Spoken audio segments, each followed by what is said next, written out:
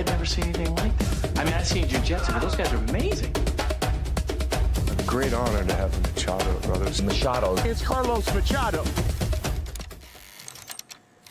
This episode is sponsored by Stay Humble Coffee. Coffee is so good, it doesn't need to brag. Find it at stayhumblecoffee.com. Welcome back, everybody, to Coffee Time with Carlos Machado. Let me just reminisce about this episode, how it came to be. I was in Austin watching Who's Number One, and Mr. Zoltan and his wife Heather were there with the VIP table, Brandon McCaffrey. They invited me over, so I brought my son, and we started to have just a great time together. And in the conversation, I mentioned to Zoltan, man, I got to get you on the podcast, and he just nonchalantly said, you know what? Just tell me when. I have to record it this time. I have this thing going on, this and that. I had a bunch of stuff going on too. I said, you know what, Roger, I put him on notice. Let's see what window we got and check with you and Heather. And lo and behold, you're here. Yeah. Oh, man. I told you I'll be here. Oh, my gosh. So, and we kind of broke bread and broke some time on the mat. I love the El Sotogari leaning towards the knee. We might have to put a clip for the guys at a later time. But I really enjoy not so much getting to know you a little bit every time I get to see you, but the small talks that we are able to manage in between when you were in Houston and I went to your concert. Right. And I actually rolled with you a little bit with Brandon, and I saw all those black belts 2 hours prior to the concert, all rolling around you, breaking a sweat.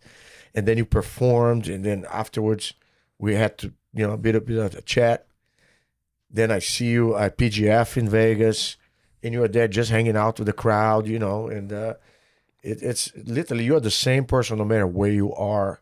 So I see how genuine you are, because you are who you are. You don't have to add anything to the person or the personality that you have, despite from the little I read, your accomplishments, your variety of interests, martial arts, black belt in more than one discipline, helping the military, helping out combatives in the military, being part of PGF as one of the partners with Brandon. We may, touch on that too. So, and I know you're an architect. You have other, I guess, skill sets that people may have heard or not heard about. But I think what it really intrigues me, Zoltan, is your mind. You know what I'm saying? Because we had some conversations, and we're going to dig into it. And I will just kind of stop now. And I'm here just to learn. And I'd love you to share your story or stories about you that formed the person you have become and continue to enable you to evolve as a spiritual being that you are. Well, thank you for having me. And That was a long introduction, huh? and for all the accolades. And yeah, it's one of those things that I never played the rock star card. It's not my thing. I don't even know what that is today, right? In the past, it was the idea of excess and unhinged behavior, throwing TVs out of hotel rooms and whatever the hell is that. I didn't read the book how it's supposed to be. It's, to me, it's all about the evolution, why we are here, clearly to evolve. That's the point. And so I take that as a life purpose, and every way that I can evolve, I want to. I don't believe in. There's no unfair advantage. There's only advantage. right. That's how I see it. I want to touch on a couple of things, and I'm going to just go through at you as it comes to me. I had interviewed other artists that also had martial arts, in particular Jiu-Jitsu, as part of their lifestyle, and it was without a doubt a determining factor in the way they carry themselves in their profession. They're always well poised, focused, and pretty down to earth. So how do you feel martial arts impacted you, which I know it has in many ways? Well, I started when I was a kid, basically. I started 9 years old. I started with judo. And I would say that definitely one of the reasons I feel I became successful and became who I am is because of the principles of martial arts and what it teaches you. So we all have behavioral patterns that we exhibit, and martial arts kind of readjust those knobs. Like to give you an example, it doesn't even matter what, obviously you did this your whole life as well. So you're gonna see where I'm heading with this, where let's say we procrastinate, right? That's a human habit, especially when there are difficult things that you have to do. You generally, people procrastinate. When you're a martial artist and let's say I have to, like I was a kid, I had to fight this other kid. This is going to happen right now. I can't procrastinate. I can't run. It's me and the other guy. There's nobody to save you, so to speak. It's going to happen right now. And at the time it was judo, so I had to go out and do the roundaries, right? And so it start adjusting how you're looking at this, because you have to accept the inevitable and deal with it right now, not tomorrow. So right now. So would you say the martial arts then, and recalling the conversation we had, I'm not sure if you're in a rough neighborhood and fights are breaking out all the time, you're dealing with, bullies or whatever. Was that one of the leading factors for you to get started in something, or what did you come? How did you become involved? It's a combination of a couple of things. Like I grew up in communist Hungary at the time. It was in the middle of communism, and the way out of those places that you had to be a scientist that is on a super high level, so you can go to international conferences, or you had to be an athlete so you can leave the country. We didn't have passports. We didn't have an ability to go to basically Western countries.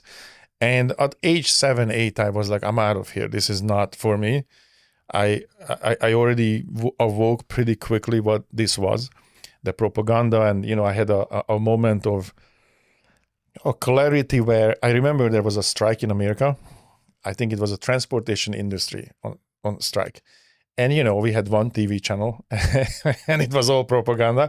And they were boasting about like, oh my God, America is coming down. The bourgeois, finally, you be taken down by the proletariat. And I mean, they were giving us this, this boistering, this whole thing where, yeah, America is over. And I was looking at it as a 7 years old and I'm like, hold on for a second. So in America, you can go out on the street with a sign and say that you're not happy with the system and you don't get arrested. Nobody beats you up. Nobody puts you in prison. Wow. So the propaganda actually achieved exactly the opposite for me. I didn't look at it as a celebration of, oh yeah, they're going down. I was like, whoa, wait a minute. They have rights that we don't. And people around me, I was telling my dad like, hey, how the hell this works? And they didn't even understand. They were so ingrained, so they were so beaten down and controlled that they couldn't even believe this. I was a kid and I'm leaving. I'm going to America. I'm gonna play rock music. Everybody was laughing at me. That's not possible. So you're saying that since age 7? So that was one. Yeah, that was stage. So that was one reason that I needed to do some kind of a sport that will give me the opportunity, right? We did have we did have that situation where the neighborhoods were not rough, but we didn't have anything else to do, just beating the crap out of each other. We didn't have TVs, toys, computers, none of that. So basically we were fighting, either playing soccer or fighting. And so that was one more thing that, and the other is that I was a very, you would say, geeky kid in a sense. I was really interested in science. By the time I was 7, 8, by the time I could read, I was reading science books. I was interested in particle science, and I was going to the observatorium studying as a kid. Most of my friends were professors from the university. Oh wow! As a kid, a summer camp for me would be like I would take off with basically these professors. We would have a camp somewhere. This is all the astrologers. Yeah, scientists and music. How did you come about music? I know this is an obvious question that many other people already know about you for the exposure that you have with your band, one of the greatest, in your style. But I'm talking about this from a selfish perspective. So I'm just like, tell me when you started playing guitar. So it's same era, you know. Same as martial arts? Same as martial arts. Like this, as I said, this was a combination of understanding that I have to be smarter, faster, stronger than anyone around me to be able to proceed and to possibly get out of here or be successful at life. And again, if you even look at that, like the kids who were playing music or the kids who were like scientifically oriented, they would be the geeky kids, right? And I had a different view. If you're really intelligent, would you allow yourself to be weak? I don't think so. Yeah. So I looked at it that way, that I am interested in music, I am interested in science, but I'm not going to be the kid you can mess around with. Right. So I started judo when I was 9 years old. So I was one of those kids that I was kind of living outside of the, what would you call, the cliques in school. Right. I could be a chameleon, I could move around and, you know, and not belong to any of the cliques. And I was just interested in pretty much, I would say, almost everything, but music, which in some ways also science. Yeah. Music was interesting to me. Music started a little bit later because I was already doing martial arts. I was already doing judo, but I couldn't really get a guitar. That was not a possible thing. Yeah. Like you talk about you made a guitar out of a coffee table. Yes. So, you know, so I was at first I was really into British punk music that kind of transformed into heavy metal, hard rock. That's what I was listening to. And I was really interested in that. That to me was sort of the voice of the rebellion. It was not okay, you know, that type of music in my country. Radio would never play something like that. So it was more of an underground scene. And, you know, and so to me, that was also a sort of a vehicle, like, oh, this is not just the music, but also it's a vehicle of rebellion in some way. And but I couldn't afford a guitar. And when I got a secondhand guitar that was sort of in pieces, it had some usable parts. The machine has the pickups and this and that. So I took the jigsaw and then I hit my parents' coffee table. That was a big thick piece of wood. And I made my first guitar, which was kind of an unplayable piece of crap, but it was a guitar. You know, that's where I started. Yeah. That's so cool. Yeah. So how was the evolution between the resolved mindset that this is what you told me? You said something like everybody was going on the street towards one direction, and that was the direction given by the powers that be and everybody else. So nobody saw an alternate route. Right. And you already made a decision. I'm not going that direction. Right. And I understand you had to resolve one day I'm going to play in America or I'm going to be in America, despite the fact that I don't have a passport. So you put that in your head. Right. So between that vision that you had back then and continue to talk about it and people discrediting you, that showed a bit your resilience because you didn't take their naysay as a detractment to your goal. But transport through time and fast forward to, you know, what led one thing to another until the time you finally landed in the land of opportunity? So I don't know what I would have to give the credit to. It just happened that I always had this analytical mind of everything I looked at immediately. To me, it's almost a mathematical equation. I look at situations, even martial arts, even jiu-jitsu that we're doing. I'm looking at, you know, I'm not looking at techniques. I'm not looking at the idea of like, what can I reach? You're big on patterns. Yes. Yeah. I look at patterns and I look at the physics. I look at your balance. And instead of thinking of techniques, I'm just going to mess with your balance. I want you to fight gravity, not me. Yep. So I always think that way. So from the early age, the first example, when I was looking at the TV of you know, talking about the strike in America, I saw something in between the lines. And it's always been like that. You know, there was a propaganda, obviously. Everything I was always taught, I always read between the lines. Like, what is really the truth here? So I was always searching. That's why, I guess that was also the alignment for why I was interested in particle science and why it was interesting, to be a scientist because I wanted to know. I had this hunger of knowledge. I wanted to understand what's happening. And I had this feeling of what we're being taught is not correct. Yep. And so that always permeated everything I did. So it was a giant ball rolling toward the future. Like there was music, there was science, there was judo, and this quest for. Then I started meditate. I had an out-of-body experience when I was about 12, so that started ignited something. So by age 14, I was heavy duty into yoga and meditation, and even that, it's the Google at the time, right? I would go to libraries, read books, and I would look the footnotes, so I can see where certain things were taken from. Yep. And I would find those books and read them. So I read hundreds and hundreds of books. Yep. You reminded me of, I have a good friend of mine who has this mindset. He never takes no as an answer. When somebody tells him no, he says, why not? Right. So you remind me of that kind of outlook. Why not? Right. Why not be a musician? Why not go to America? Why not fulfill this purpose? And why not you? Yeah, 100%. 100%. Why not me? Why not you? Right. So, well, in the beginning, you were asking that if martial arts in any shape and way shaped it. Yeah, absolutely. As I said, one of them is the procrastination. The other is that, you're doing martial arts your whole life too. So when you have to do something difficult, I have to fight a guy that's twice my size, right? And people are like, oh my God, okay.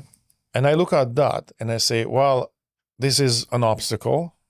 For most people, to me, this is a challenge. Can I beat him? Mm-hmm. Right? Is there a way? Yep. And that goes on to everything. Can I do this? Yep. Can I beat the odds? And to me, everything that's difficult and somebody says that cannot be done, now I'm interested. I got you. Yeah, you said something. I saw one of your articles about the word impossible. Right. And you kind of changed the name to likely. Right. So it's not impossible. It's just unlikely. Yeah, right. Unlikely. But that doesn't mean that's impossible. That doesn't mean no. Yes. Right. Uh-huh. So I think it kind of like gave a different connotation to the word. And I do believe that the vocabulary, the way it's orchestrated, people always take the negative as a sentence to death of a dream. Oh, I cannot make this, or this is not possible. It's impossible. And then you said, why not? Mm-hmm. It may be not impossible, but unlikely. But if it's unlikely, that means there's potential. Correct. And then from that, you kind of build yourself up. Well, 100% you picked that one because that's interesting. You know why? Because impossible is almost it's a misnomer. It's a definite. I don't think it's the right word. Well, words affect. Obviously, we are prisoners of our vocabulary, right? Mm-hmm. Everything you think going to be in the language you're thinking in, and there's certain numbers of words and phrases that we can use, and so we are prisoners of that to begin with, right? Mm-hmm. And so it's very important how we talk to ourselves. Mm-hmm. And the word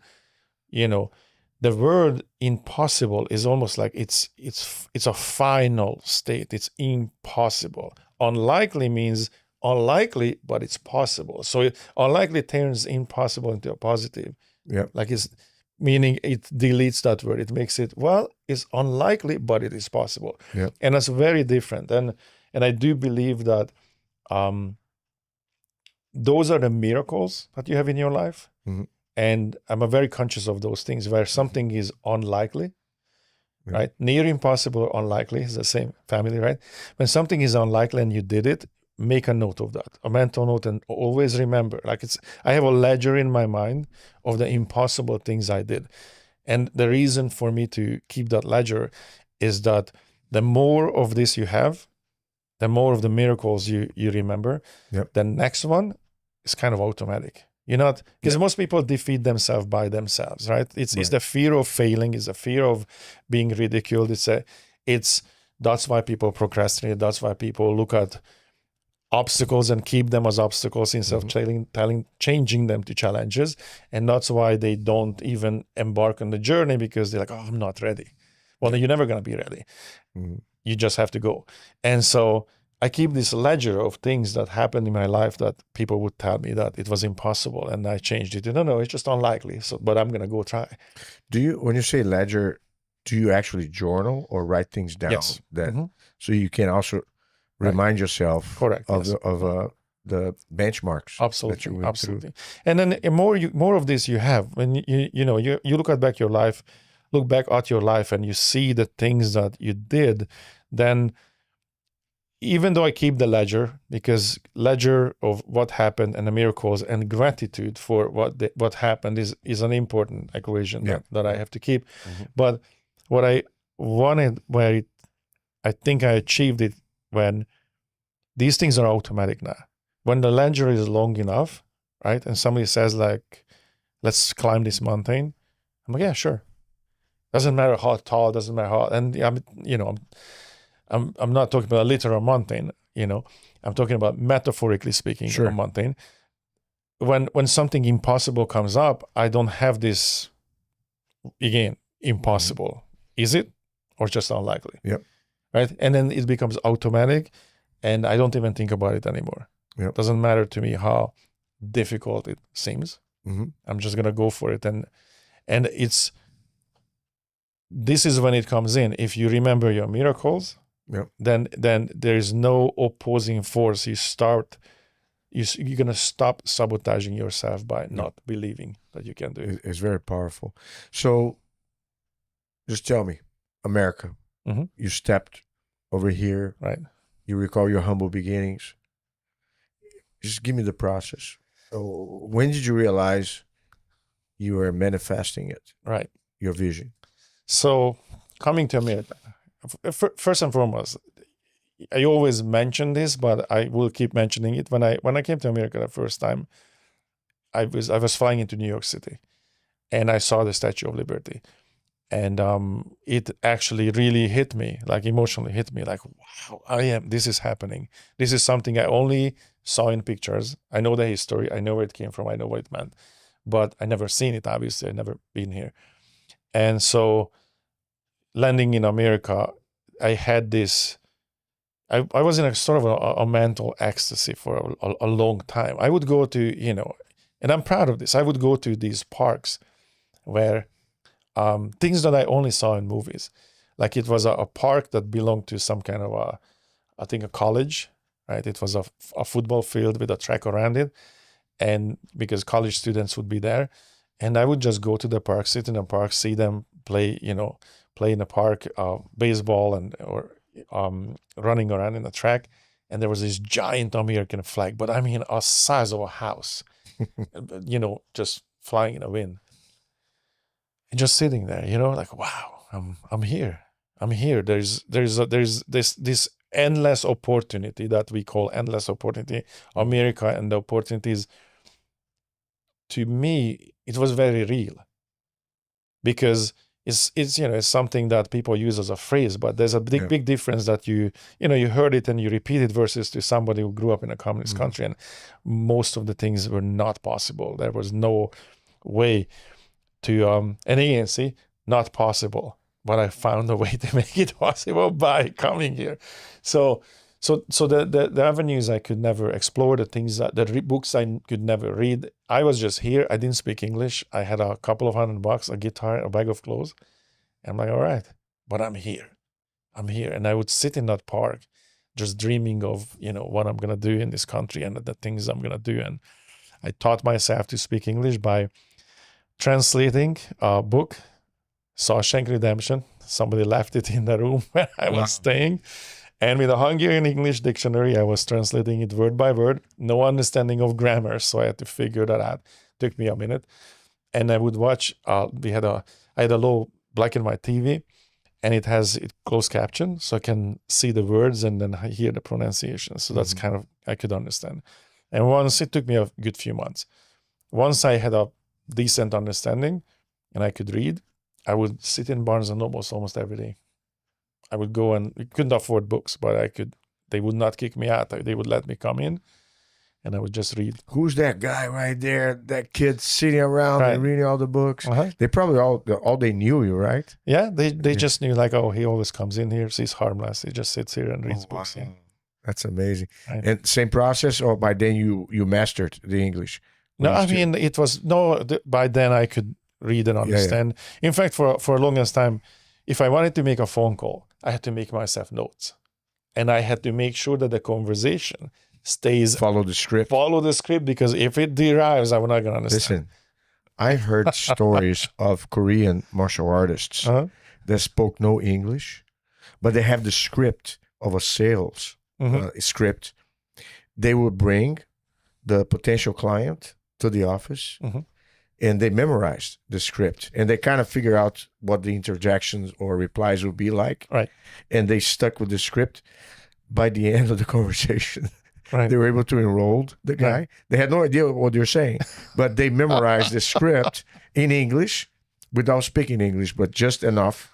That's interesting. Right. So how did everything unfolded then? Like, I mean, did you start doing solo playing in bars, or how did you guide your musician journey, or what happened first since you came here? So I started to, as I said, I had to teach myself English. Once I had a pretty good understanding, for a long time, it's still, I had to see your body language. For your body language would tell me if you understand what I'm saying. And even to this day, I repeat a lot of things. Like I have a conversation, or I'm doing podcast interviews. I habitually repeat things and phrase them differently. This is a habit that stayed from that time, that I would tell you something and then I will tell you 2-3 more times with different phrasing, because I want to make sure that I got it. Yeah. So it's just a habit that kind of stayed with me. An interesting thing came out of it though. When somebody is talking to me, I'm reading their body language, and if I can tell if they're not telling me the truth, I also can tell if they don't actually understand what they're saying. The body language is different. Like I can see. So I guess in your own research to learn a new language, you started to understand also about body language, because I had to. and you kind of figure out Yes. what was the Because the when message between. because when you're talking to somebody, especially in the beginning when I didn't really speak English that well, I would have to feel, especially when you're talking to me, I understand every other word. So I had to kind of figure out You got to fill the gap, whatever you Yes. miss. I got you. So that's kind of like the training wheels, right? Like the body language was the training wheel that you telling me a sentence, I understood half of it, but the body language kind of filled up the gaps, right? And the first time when I realized that I accidentally developed a different, you call it talent, is that there was a moment I was watching TV and I couldn't understand a word. I'm like, oh my God, did this just fall out of my head? What happened?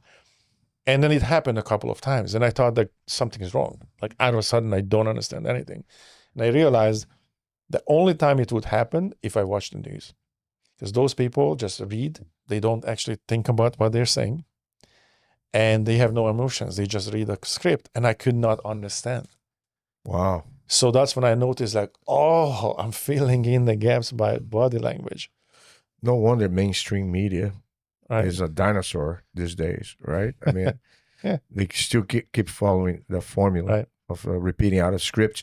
It's crazy because you see one network saying the news in a certain way, Right. and all of a sudden all the other ones carry on the Repeat the same same news thing, piece with the same wording. Right. It's just every single channel. It's like, what the heck, Right. They're just parroting each other. Yeah. So, The Rock, the band. Okay, How did that so I mean, obviously, as I came to play music, and so I started to form bands. I always been a driver. I'm not the person. I'm not You're a the follower. guy taking the initiative. Right. I'm not the guy in the I don't sit shotgun. So I was always a doer, and I just go and fight my fights. So I started to form bands. Were you in the East Coast at that time? Yes, I was in New York. I was in New York until 2000. Okay. In 2000, I moved to California. Mhm. So in that time, I was forming all kind of bands and performing in New York clubs and do the whole New York circuit. And eventually, after a while, you become a New Yorker. The way you know how you became a New Yorker, that the bums stop asking you for money because it's all in your face. Don't talk to me, So I started to realize, I'm becoming a New Yorker, right? Which there's something beautiful about it. There's something about New Yorkers. I was one of them. I understand. And when I would come and visit my friends in California, they would tell me like, man, what happened to you? Like, what do you mean? Like, you always been smiling. You always be, this chill, smiley guy. And now it's like, if you're in a coffee house and or a restaurant, you don't get service like in 30 seconds. You're like, what's going on? New York. Like, Gotcha. The speed of New York. So when I moved to California, it's pretty funny because within, 10 days, I had an apartment, a car, a job, and all my, California friends were like, what the hell? How did they? Bro, I'm a New Yorker now, So You're going at a faster pace, right? I was in that speed. So it was advantageous to me, but it took me a couple of years to calm down. So I could come back into that mode of, Were you doing martial arts all along that time? So when I came to America, that was a period for me where I would go to Kung Fu studios in New York. There was a Filipino knife and stick fighting, Eskrima, I would go to. I couldn't really afford it. It was different. When I grew up in Hungary, it was a state-sponsored, sport, especially judo, Olympic sport. So I didn't have to pay for that. We just went and trained, and I'm right, fresh off the boat, so to speak. So I had to really figure out my life, figure out how to. I lived in terrible areas, and $5 a day budget, so that I didn't, So you had to use your judo for something, right? Huh? So I couldn't really afford to train. It took me a couple of years to establish myself, learn enough English, and get into a decent level that I have a life. So I left that about 5-6 years of training, other than because I was excited because it was available, like Kung Fu. We never had Kung Fu in Hungary, or Eskrima and all the martial arts I just heard about and just saw in movies. I would go and try them out, but I couldn't sustain it.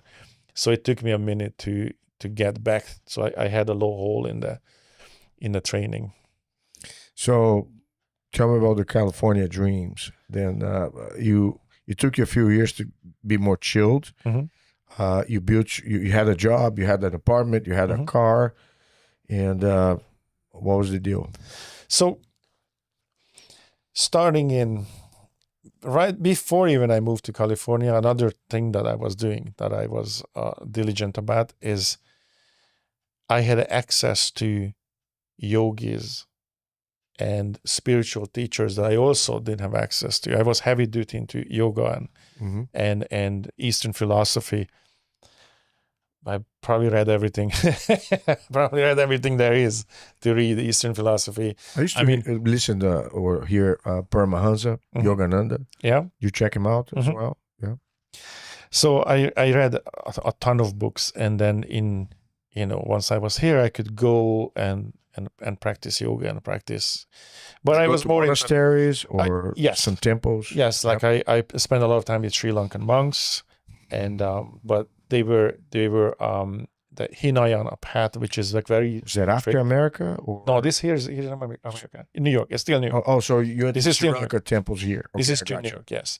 And I would, anytime I would hear about a yogi that would visit, I would go and and check them out, and so that path was also you still practice meditation? Oh yeah. I do that since I was 14. Is that like a once a day deal, or how? So it's the various paths. I was always interested in Kriya Yoga. This is more of a mental path, but transcendental meditation. Yep. And but my entire path was, so I took Eastern philosophy. I read most of the things that were written both Hindi or even Japanese, like like Miyamoto Musashi, all those books. I read everything Zen Buddhism, to Art of War, all the Hindi and Indian books about that. Those are more oriented completely yoga, and then also read Mesoamerican philosophy. So I was a big fan of Carlos Castaneda, read everything he ever wrote, and then from there I kind of went down that path. And so I kind of created my own little, I can call it path, spiritual path, from all the things that intersect. Like if you look at Mesoamerican philosophy or you look at Eastern philosophy, right? You start to find things that they matching. Like, okay, this appears here, it appears there, so it's more likely to be true.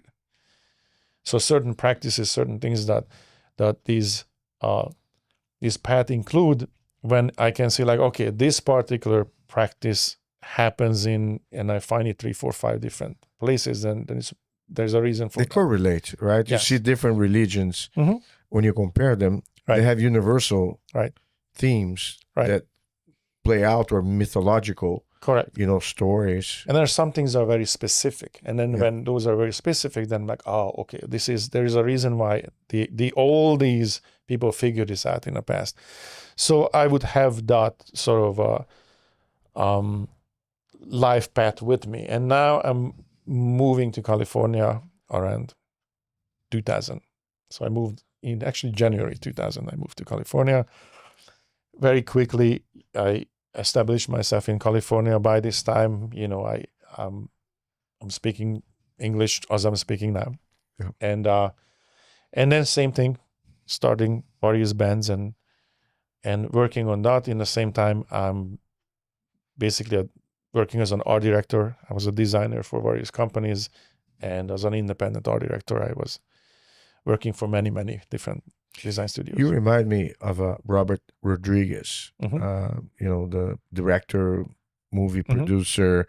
He edits, he knows about lighting, about camera, and a lot of times, despite the fact he has his main job, let's say as the director of the movie, right, he's also in charge of the editing and a lot of other components of the production, and he's well versed in all those different areas, in addition to the directing role, which is his predominant. So it seems like you have this ability to develop yourself into a multitude of aspects. So when you have, like, let's say your band, being the one that originated, and being the one in a position where you navigate and has a relationship with each of the individual members of your band, and you're kind of like, whether it's a leadership role or not, it fall upon you naturally, because you are the peacemaker.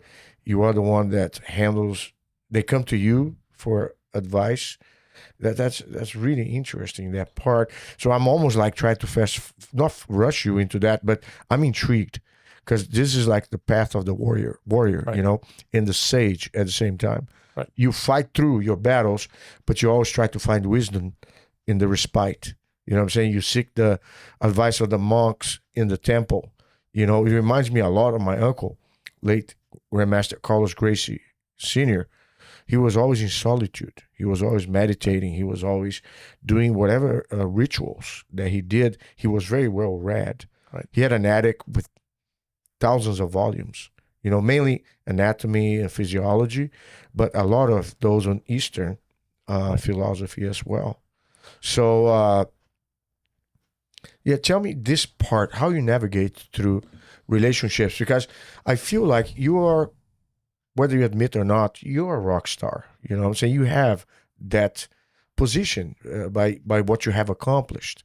And that's the perception of the public. But when people spend time with you behind the scenes, you are a martial artist. You're laid back as you can be. You are very relatable to everybody, always smiling, very knowledgeable. In, like I said, we're talking about airplanes, and you going in a fighter jet, going against, 7G force, whatever it was. I don't even know. We're going to kind of dig into those things. But how do you navigate? Because creating a band is in itself, for many, it's impossible or unlikely, and that you made that manifest. Now you have the group, you establish yourself. I want to know, when was that moment that you realized, man, I made it? And I'm not saying that you settled for that moment, because I think it's an ever-growing process. Right. It's like when I became world champion, I said, so what? There's more yet to come. I still have to continue. The medal is already in my coffer. I forget about it. So you're always ongoing forward, but then you have to deal with the day-to-day, all the challenges. How do you keep your cool in the midst of chaos? If that makes any sense. Yes, it does. It's I think it definitely sparked back in Hungary, where I understood that I'm stuck in this system, and I have to fight my way out of this. And I don't know what I have to. I don't know what the spark was, but Was that your biggest battle, you think, to just get out of that system? Not that it was the biggest battle, but that but it forged you. It was what forged me. Yes, that's where I was. Without that, I don't think you would be able to. So I don't want to say, I don't like the word lucky. I don't believe luck is a thing, That's opportunity meets preparedness to me, is what that is. But so I can't pinpoint the spark. But I'm definitely remembering how conscious I was that what evolution means and why we are here as humans to evolve. And I already had these philosophical ideas that forged me then, and how I'm capable of doing this now. Who I became was a conscious process, and I would say I'm a product of that process. Like I was building a person. I imagined what I wanted to be, right? Because if I told you like, hey, Carlos, tell me who you are in a few sentences, by the time you finish that sentence, you're a different person, because you had to assess who you are and not taking inventory already changing you. Mm-hmm. So we can never really pinpoint who we are. But if I said who you want to be, that's a projection. Mm-hmm. That's easy to hold in your mind, because I project, that's what I want to become, because then I can zone into that, I can achieve that. And once I become that, then I set another goal and I keep going. So that's kind of my evolutionary process. And strangely, I was very aware of this by age 7, 8, right? And as I said, when I said in the beginning that there is no unfair advantage, there's only advantage. Mm-hmm. And by what I mean is literally the most adaptable will survive. That is the rule of evolution. And I just understood this. Yeah. And I had to adopt, and to me, everything was, I'm building a person, and how do I make this person the most resilient, the fastest, the smartest, the strongest in my capabilities. And I don't compare myself to others in a way that, are there smarter people than me? Yeah, but why would I care? I have to build me. I have to build this person. This is my project, this life, and so this being always very conscious, and that once you're very conscious of that, it also comes with constant feedback, analyzing the feedback. That's the reaction around me, and literally analyzing who you are. Hard look into the mirror. That's when the meditation and transcendental meditation comes in. I have to check who I am. I have to, and see what the engine light comes on. Every single feedback, every single criticism, I take it like, you said that for a reason. Let me see why. When there's a conflict, the first person I'm going to hold responsible is me. Mm-hmm. Did I cause this? Am I wrong here, right? Yeah. And I have to be absolutely truthful to myself. Mm-hmm. Or at least never lie to yourself, right? Yeah. So it was a conscious process for me to build a person. And so today we are here, and I feel like I designed this person. Yep. I designed this person. It brings me to mind a couple of things. One, it's not what happens to you, it's what happens for you. Right? That's the first one. And the second is not what happens to you, is what you cause to happen to you. I think by choice or omission, by choice or chance, we are the ones which will determine, by acting or not, to cause or bring upon what's going to happen to us. Right. So you've been pretty adamant about the fact that the young boy in Hungary didn't want to stay stuck in that environment and imprisoned in that system. And you made yourself here in New York, go to California, and you start to but there's a lot of philosophical approach to your life. It's kind of like, almost like you're intuitive. You developed your intuition which I think is very connected to meditation and spirituality. And you have the knowledge of the body language as you were talking. I mean, it's the first time that I hear, and I know it's an adapting skill, I guess. You don't master the language, but you talk to somebody, and whatever you don't say or understand, you try to read Yes. the person, Right. which I think, this is like CIA level kind of thing, because a lot of times guys are trained to see what's not being said. Right. Right. So interesting thing, by the way, what you said, because I do have this philosophy that I actually say this word by word, that you have to, at one point in your life, you have to make a decision. Either the world is happening to you or you're happening to the world. And my philosophy was always, I was born into this world and it was already here. So if I accept that I was born into this world that was already here, then I am impacting this world because I was born into it. Your cause, not effect. Correct. And that means I'm responsible for every change I'm going to make in this world. Everything I'm going to do and say, I'm responsible for. Yep. But I can't be a victim because I'm happening to this world. I'm here to impact and create. As humans, we can think about things. Think whatever you think about is just a thought. You, however, have a body now in this simulation, Physical whatever universe. you want to call it, this physical universe. You have a body, and this body is the interface. This body can make changes in the physical world, right? And not take action. I also imagine it's a puppet. Yes. And we're pulling the strings. Yes, right? And so, but it all comes from your thoughts and what you want to do, and then you command the puppet to do it. And you're responsible for all the changes this puppet going to make because you're the driver, right? Right. And so once you look at the world that way, you can never be the victim. You're always responsible for everything. And then you can self-reflect and say, okay, I am my own evolution. I control that. I can decide if I study or I don't study. I can decide if I notice patterns or I don't.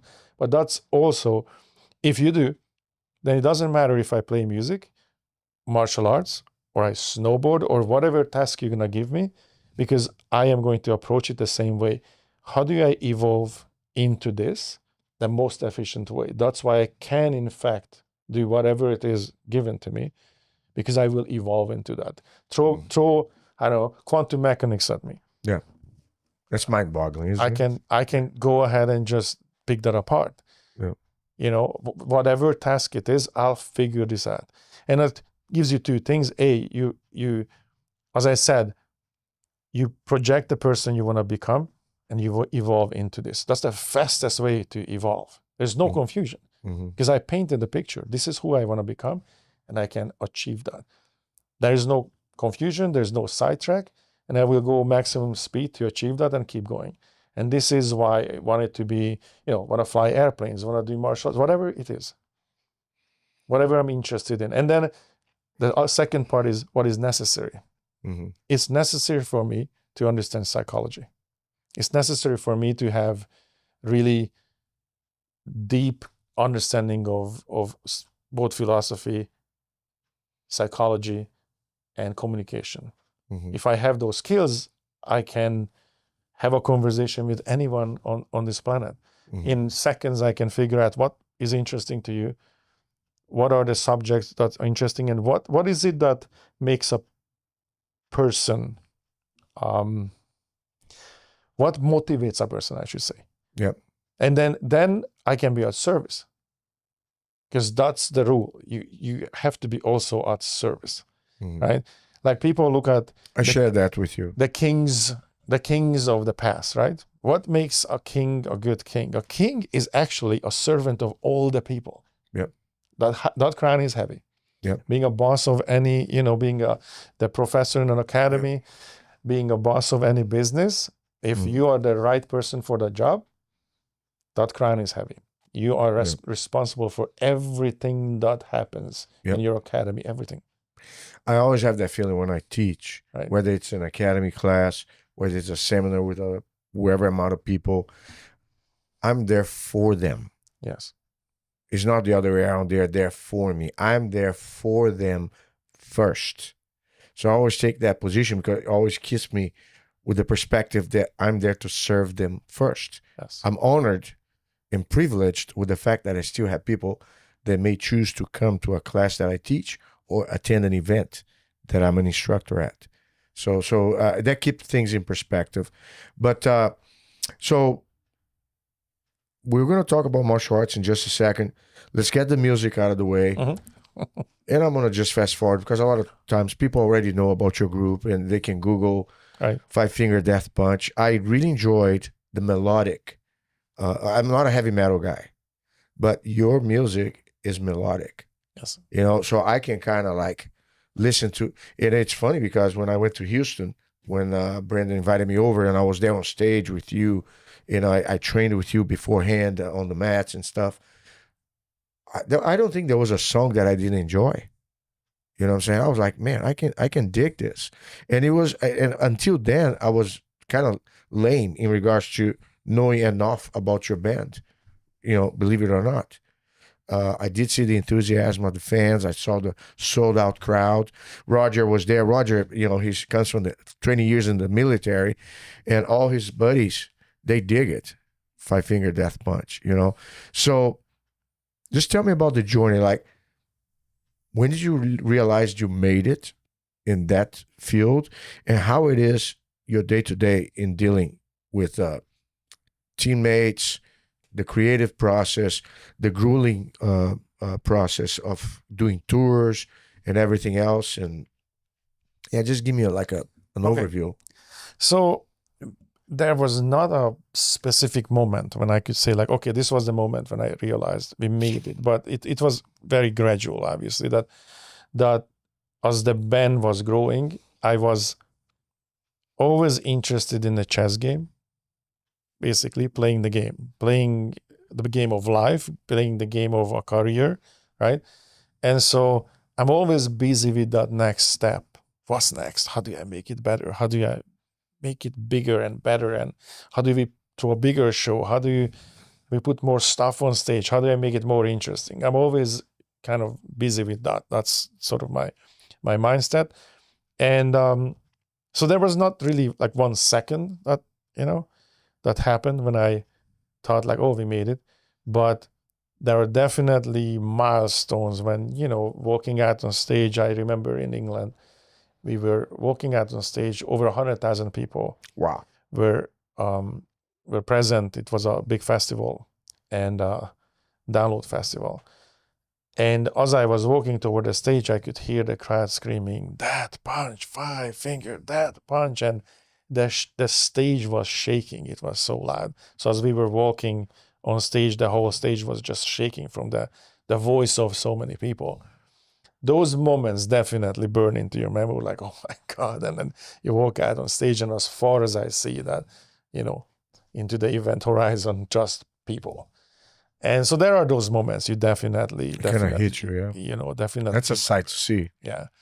And then, you know, playing the songs and everybody's singing along.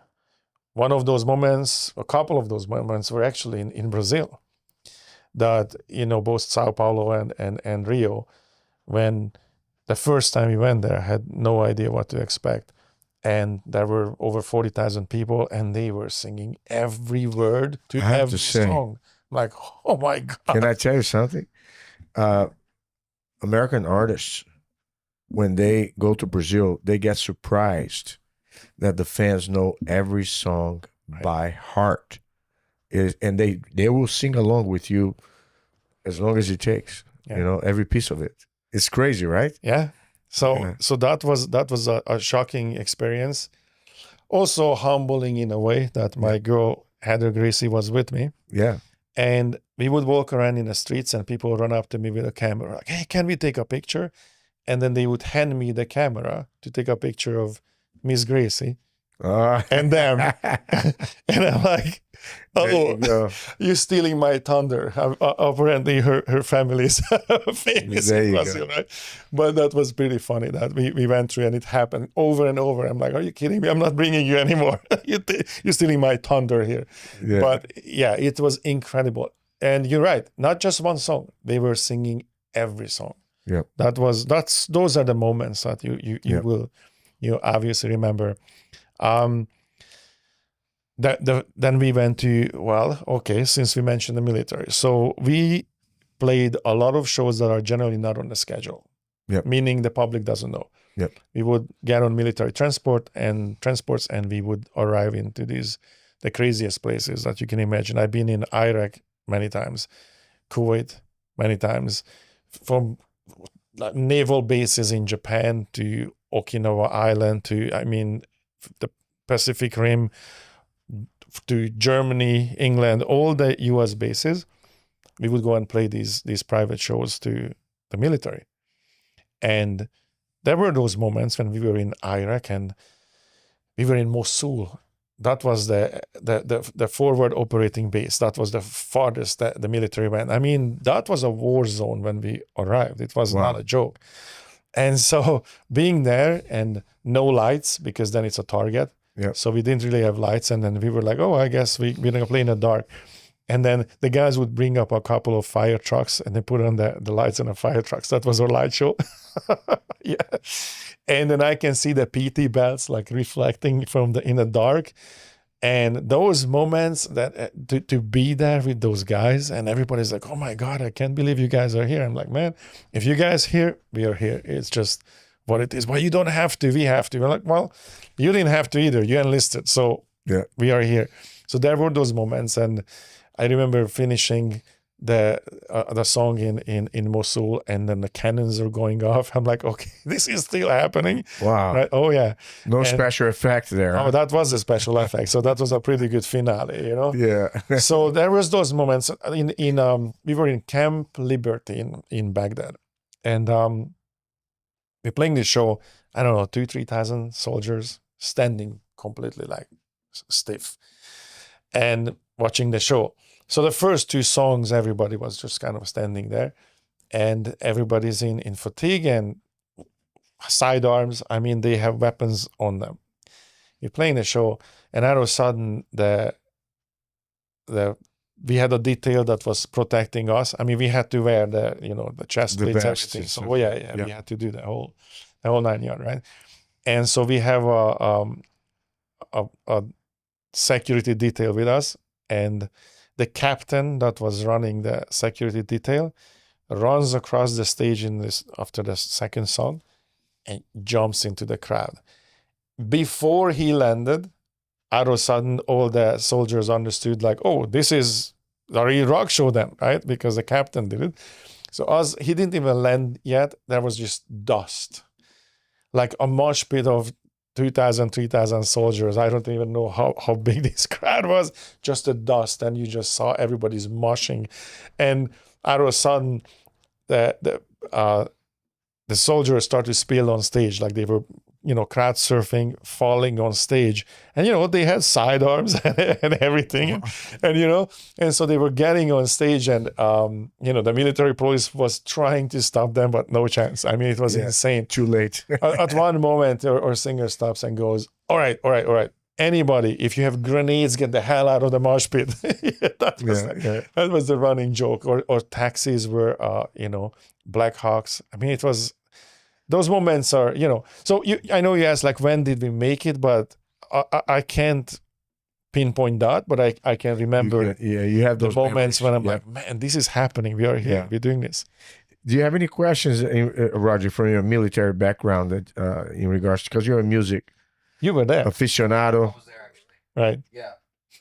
I was just telling Carlos, we would have DeWalt radios in our Apple iPods back in the day, Hey. and we'd play Five Finger Death Punch on the construction side or whatever we were doing on the base. So I told Carlos, I've been listening to these guys since a long time ago, drinking green nasty monsters and listening to Five Finger Death Punch. That was the energy that fueled us a lot of times. So just thank you for that. We shook every hand, man. Our meet and greets in Iraq and Kuwait were like 4 hours long. Like we shook every hands we could. You remind me, like, Chuck Norris used to go to the bases as well. And a couple of passages with him. One, he went to this Marine base, and there was a big banner. This was in the midst of the Iraqi campaign. And they said, "We can go home. Chuck Norris is here." something like that, that they already done since Chuck. And, back in the old days, they would ask Chuck to kick. Oh, can you kick me?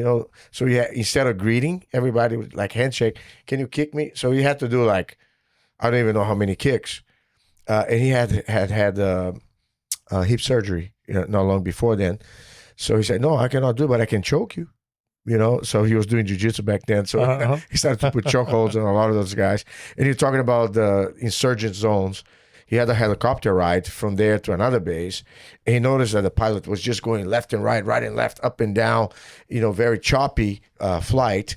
And he was like, what the heck? Why are you doing this? And this, well, this is like insurgent zone. They keep throwing rockets our way. And Chuck said to the guy, keep on doing what you're doing. That's all good. Keep doing what you're doing, But anyhow, I know what you're talking about. You got to do the show in the dark, because if you have light, they would throw something at you, I had a jiu-jitsu moment in I think Okinawa. Like I was talking to a couple of guys and literally it came up like, well, we have weapons, they obviously they have MACP, at least the army have MACP. It's a modern army combative programs. Mm-hmm. I actually did it, so that's I know it was started by Matt Larson, who's an OG. I remember him. Yeah, Matt. Yeah. Like he's an OG judo guy. Yeah. So he's still the director of the modern army combative programs. Awesome guy. And so most of the guys in the military has obviously some combat training, right? Depends. You go to level 1 to level 4. Yeah. And I was talking to some of the guys, and we were talking about jiu-jitsu. Like, why would I need jiu-jitsu? I have they were joking, I have a pistol. I'm like, well, that 21-foot rule. Like, I'm 21 foot away from you. Let's see if we can unholster before I get to you. So that's the joke. But it was I let them mount me, basically. I'm like, okay, you sit, mount me, and try to hit me. And they're like, oh, come on. I'm like, hit me if you can. Hit me in the face if you can. And I'll show you why you need jiu-jitsu. Yeah. I was like, not a chance. You know who used to do that to every person on their first session? Late Grandmaster Helio Gracie. Yeah. He would ask, nice. Mount on me. Do whatever you want. And he would just do the upper row and get the guy out, right? And then he said, okay, now it's my turn. And man, he put a choke on those guys. Those guys didn't see it coming, It was like, I saw him do it a few times and I was laughing. Because these guys think they're going to just have an easy time. Wait until Uncle Helio says, let's switch around now. Right. But it's kind of cool, though, that you mentioned that. Okay, so how is it working with the other rockers? You have personality. Okay, you are one of a kind, by the way. You are one of a kind. I think the mindset that you have, the philosophy, you take good care of yourself. You train consistently. I mean, I was in Austin with you, a few weeks back. When we talked about you coming here, and you said, I'm going to stay. You said to me, I'm going to stay one more day because I'm going to go train here and there, a couple of academies. Yes. So it doesn't matter where you go. Right. You're always consistently meeting great martial artists, great black belts, and you're always spending time on the mat, including myself. I was so happy to have you, coming to my gym. I wish we had more time back then. I know, maybe in the future we may have other opportunities for sure, whether when I go see you or vice versa. But that's a lifestyle that sometimes is unusual. But ironically, you mentioned during our car ride that you have influenced quite a few other artists to the martial arts lifestyle. And what have you seen impacting their lives? Because I think it's a very strong component, in my opinion, of being health-minded. Is you want to do something to mess up your health because you want to take good care of your body so you can perform better or have good training sessions. Right. So if you can kind of just give me the scoop of that. Yeah. So a lot of people would say when we talk about especially grappling, they would say, that's not a fight. That's not punching. So it's a match, right? Like we always have that argument. It's not a fight. But I'm going to say that it is a fight because the enemy that you're fighting is your own self. You have to subdue your own mind. You have to subdue your own personality. You have to become a warrior. And that is the goal, becoming a warrior. And once you become a warrior, and by mean warrior it's a mindset, really. Beside obviously the the rules of the Bushido that we martial artists live by. There's a rule set. There's a discipline. There's a way you carry yourself. There's a personality you have to develop to be a warrior. And sometimes there is peacetime, but you still have to have warriors. We train for a possibility. It doesn't mean that it's going to happen. You want peace, but you're ready for war. Correct. And, the art of war. Parabellum, right? Yeah. So, there is the Latin phrase you want. But you how want many, peace, right? I don't know. Is there any other rock star that you're acquainted with that do jiu-jitsu on the stage, like in the same venue, the way you do? Yes. Really? Yes. But that's the reason I was talking about becoming a warrior, because I believe that for, like being a band, being a touring musician, to still develop a personality that you are a warrior, have a warrior mindset, I think that will help your career. That will help everything you deal with. That changes, who you are. And I think it's easier. That's why I think it's fairly easy for me, right, to do what I do. That intrigues me. Because that's just the way I think. I've never been the guy that I'm not the famous guy from the band, if that makes any sense. I never been that guy. That's why I meant, like, I never thought of myself as a rock star, because it's not my personality. I like the chess game. I like to build this. I formed this band and built this. Did I have help? Of course, from everyone, but I was the one with the steering wheel. That's what's interesting me, the tactical aspect of things. Give me the parallel. Your judo and eventually your jiu-jitsu transition and the band, and then when you start to put it all together, like now when you go for tours, you have a bunch of black belts that go with you wherever you go. I've been there. I've done that with you, and I saw the mats on the back, in a little room right there, and everybody rolling, having fun. And then we're going to touch on PGF in just a bit, but just when did you put that together? So basically, it means like I'm a warrior in the garden. That's my garden. Well, let's say you started the band, and then you started doing tours. When did you, for the first time, introduce jiu-jitsu to your trips? So this particular band, I started the band in 2005, and the first tour record came out in 2007, the first record, and we went on a tour immediately. On that first tour, I already had my mats with me. Really? Since 2007. And when did you get your black belt in jiu-jitsu, if you don't mind me asking? Jiu-jitsu black belt 4 years ago. 4 years ago? 4 years ago, yeah. So you're not even a black belt when you started to... No, I basically had... Yeah, so the beginning when I was carrying my mats, basically I was teaching judo and judo takedowns to jiu-jitsu guys. And in exchange, they would show me jiu-jitsu stuff. So that's kind of how I started in 2007. Right? So there was a friend of mine, Herman Lee, is a guitar player from a band called Dragon Force. And he was a blue belt under Hudger. In Hudger in England. And so, and he was like, hey, we're going out in this tour. Let's bring some mats and let's train. And, let's do that. And it started developing to the point that first it was the two of us. And then by the day, it kept growing. And there was a Jägermeister, the drink company, that they had a giant tent that was air conditioned. And so they gave us the tent. We would cover it with mats. And so it's a pretty big tent. And then we basically did judo, jiu-jitsu in a Jägermeister tent. And more people started to join this low martial art thing in the middle of the tour.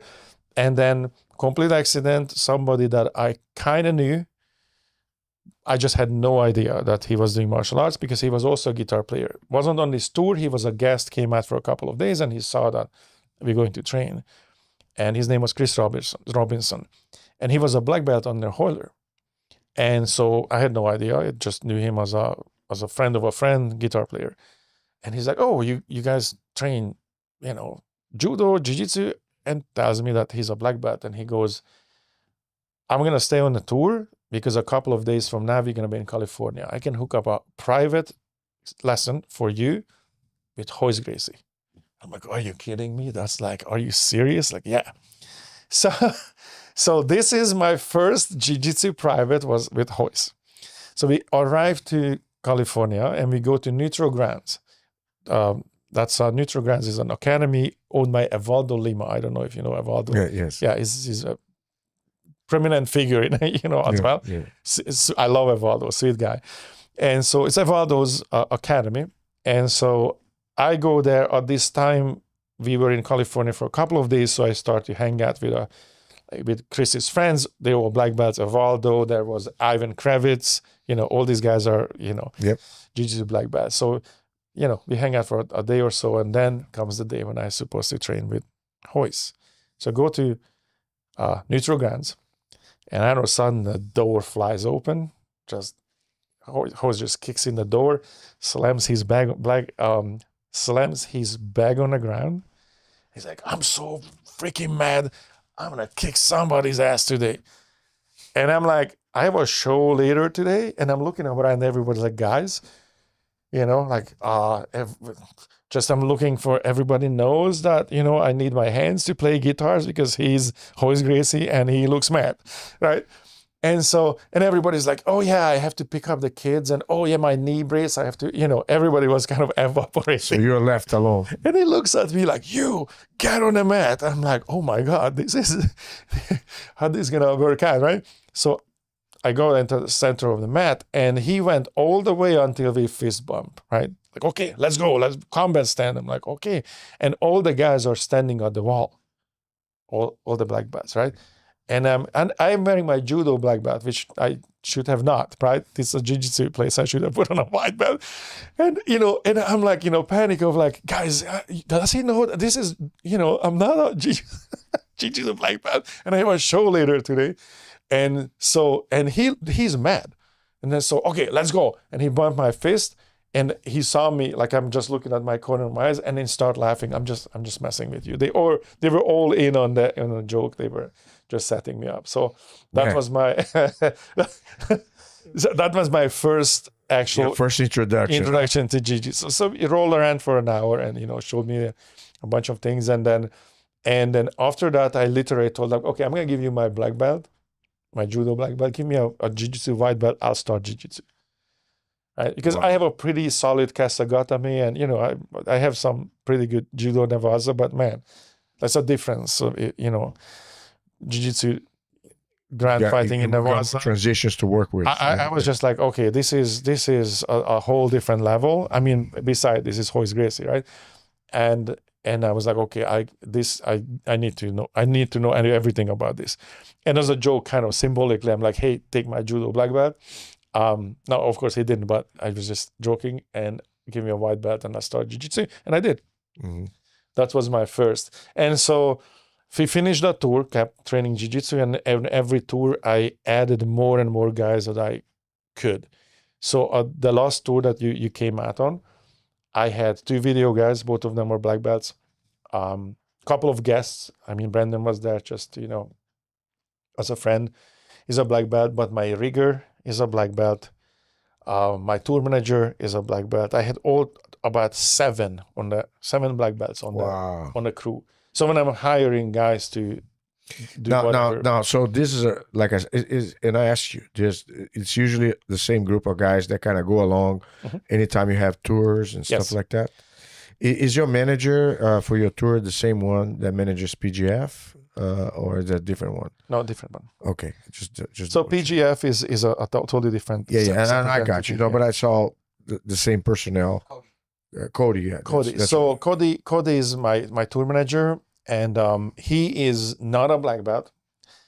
I think we always mess with him, because before Cody we had a black belt. That was Gracie Baja black belt. Yeah, that was our tour manager for a while, and once Cody took over, we're like, you can't be a tour manager if you're not doing jiu-jitsu. And we still mess with him because his soon-to-be wife is a black belt world champion. Mm-hmm. And I'm like, dude, you can't have a wife that can beat your ass. Come on. And so anyway, so I always mess with him because he's with me. He was my assistant before, and he worked as production manager. So I worked in this team for about 8-9 years. And he came with me to almost all my jiu-jitsu competitions. He knows everyone. Like, as you know, I travel. So I go to the highest level jiu-jitsu guys in the world, train, hang out, right? And so literally he was my assistant, then later a production manager, and so he met everyone on the planet who's top level jiu-jitsu guys, and he never trained. I'm like, do you understand the opportunities that you missed? Now he's training, so now he's about to get his blue belt. So we'll get him up to speed. Yeah, Brandon McCaffrey has been in some of your tours. He's partners in PGF, and he travels with us and whenever we can. That's great. Man. He jumps on the tour, and and then basically what we do in show dates, when it's just show day, we roll out our mats and we train. And as I said, it's at least 5 of us black belts are there, sometimes 7. Mm-hmm. And if you have guests, then they also get to roll with us. And then on the days off, when we don't have a show, then we stay in a hotel somewhere, and then we go to the local academy.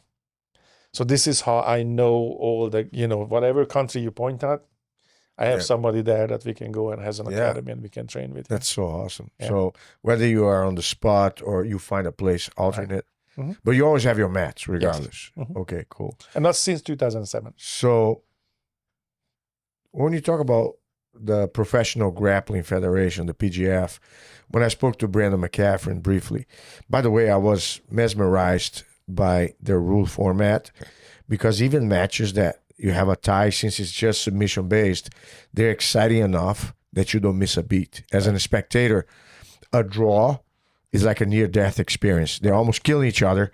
So even if there's not a defined winner, the needle keeps on moving in terms of excitement. Right. But he has an interesting story, because he started in his own backyard at his academy and inviting people from different areas to go there, do this crazy tournament that you fight everybody, 20 guys. I don't even know how many chapters he had or tournaments he had before you came to play.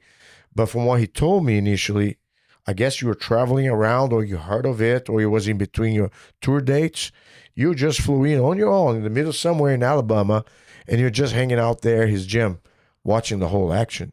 Is that kind of like a correct? Almost. So basically what happened, I'm partner with there's a company, Epic Roll. It's a jiu-jitsu gear company. Yep. I know Matt. Matt. Super cool guy. Matt. So super cool. And I was traveling the world, going to these jiu-jitsu academies and training with everyone I could. And again, same thing there. I train with everyone. I don't do like, I just do privates. I general population. I train with everybody else. I'm not doing that again. I'm a celebrity thing. No. Plus, there's always that thing. Are you really a black belt, or are you just a celebrity that got your black belt, right? Mm-hmm. I got my black belt a week later. I was fighting in a world championship. Yeah. No, actually, it was nationals. Wow. Got second place in absolute and in regular, my weight class, super heavy. That's amazing. But because I like the competition, and it's also keeps you young. It keeps you young, but it also validates that nobody. I think it even took longer for me to get my black belt, because I got it from Miko and Hoyler, because I traveled with Hoyler before for a while, and trained with him before I went to Miko, because I moved to Vegas, and so I got my black belt, and it's they didn't give it to me easy, you know what I mean, because they especially didn't want it to, I don't want to be a celebrity black belt, and because even you're somebody, they will make sure that he's a black belt. Not because you're a celebrity, right, but because you earned it. So I had to. Yeah. So it took me some time to, and but I was traveling and training with everyone I could, and this company kept popping up. Like I see Epic Roll. I'm like, what the hell is this? And especially it popped up when I was training with military guys, right? Veterans who are, the commander of Delta Force that supposedly doesn't exist. Well, he exists. I train with him. He's now 4th-degree Jiu-Jitsu black belt. And, there are various special operators that are high-level Jiu-Jitsu guys. And most of those guys were wearing Epic Roll. I'm like, what is this company? And I imagine eventually I met Matt. And then we joined forces, right? And I partnered with him, and then we owned this company. And Matt was already sponsoring a couple of guys from Brandon's crew. And Brandon was also wearing Epic Roll. So we had this giant photo shoot. So Matt was the connecting yes, person correct. Yes. that brought you into PGF. It's not something that you just saw randomly. No. So there was somebody who brought you in. So Okay, what I we got did you. is like we had a giant photo shoot in California, and then we all came to California to do a shoot for Epic Roll. And it was pretty amazing. The who's who of my Eddie Bravo is an old friend of mine. I know him, Eddie, for forever.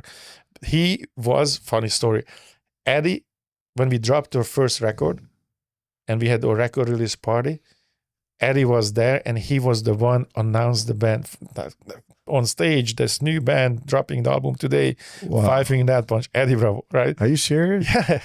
So this is all so right interactive. there in the moment. Yeah. Wow. And Eddie's a guitar player and plays music, He's a and he's a musician too. So we have endless jokes about how I think if you sit down in a jiu-jitsu match you should be penalized 2 points, and he's like, no, pulling guard is legit. So we have this we have this forever battle, me and Eddie. So it's pretty funny. So he was there, one of my best friends, Jeff Glover, he's an Epic Roll guy. And so we're all there. Musicians, you asked, Michael Kruger from Nickelback. Mhm. He's a jiu-jitsu guy. We had, who was there? Harley from Chromags. Oh. He's a black belt under Hanzo 3rd degree, So there are There's some heavy musicians that are heavyweights there, right. Wow. And so and Brandon was there. And then Brandon was like, hey, we have this PGF next season is happening in Decatur, Alabama. I'm like, man, that's at least 3 connections without plane.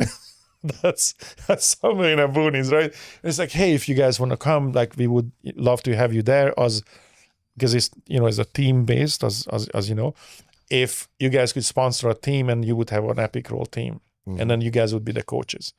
So Matt, Jeff Glover and myself went out to Alabama, and we were the coaches for one of the teams of the 4 teams. So when you went there for the first time, you were also a coach. Yeah, it was our team, right? I didn't know that part. Yeah, so there was a team Epic Roll, there was team Toe Hold, and there was one more, and sponsor, and so we were sponsors and coaches for that team. And as I was watching this format, I realized that okay, I've been competing for a long time. It started when I was a kid. Once I started competing in Jiu-Jitsu as a white belt in Jiu-Jitsu, I was already competing. So I seen a lot of different formats. Mm-hmm. And I thought like they got something. Mm-hmm. They have something special. This is different. This is exciting. The rule sets basically forced the action. Yep. Right, and especially no-gi, everybody's looking for the heel hook, and it can get pretty boring if you don't know jiu-jitsu. Now, you and I see what's happening, so for us it's interesting. Yeah, you see the value. Yeah, but for a general public, it's like 2 guys are, fiddling with each other's foot. What's going on, right? Yeah, and so, but it was fast. I really loved that the auction part. Then there is 20 athletes, and then we're gonna auction, and who's gonna get on one team. Because I loved the auction. How good is that? Man, when I was a coach, remember? Yes. Me and Roger Gracie going at each other? Oh my God, that was hilarious. It was funny, huh? I remember when for the last, that was pretty good. That was mental jiu-jitsu. And the one before, it was my brother Jean-Jacques across with one team, and they're going toe to toe until the 3rd day. Higgins guys, a couple, the main roster guys got hurt, and Jean-Jacques had the dream team, so he ended up taking the whole thing all the way. Right. It was super exciting. Yeah. But that auction was really fun. So, it is, and so the auction was part of it already. So I went there season 5. So I was a coach, team owner for season 5. We did the auction. We assembled the team. So were you a coach in more than one season?